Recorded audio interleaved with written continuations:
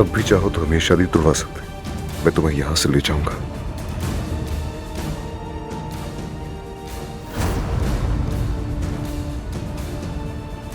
तमीर खान खानदान की एक और औरत की जिंदगी बर्बाद कर दी, जिस तरह माजी में मेरी मां की जिंदगी बर्बाद की थी। आपको जो करना है आप कर लें। मैं अपने शोहर को और अपने बेटे को किसी कीमत पर नहीं छोड़ूंगी। मुझे पता चला है कि तुम प्रेग्नेंट नहीं हो।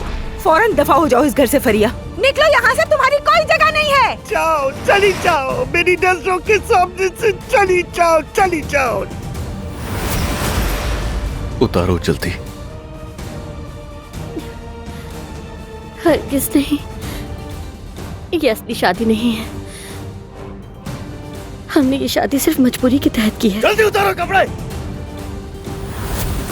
उतारो वरना मैं उतार दूंगा।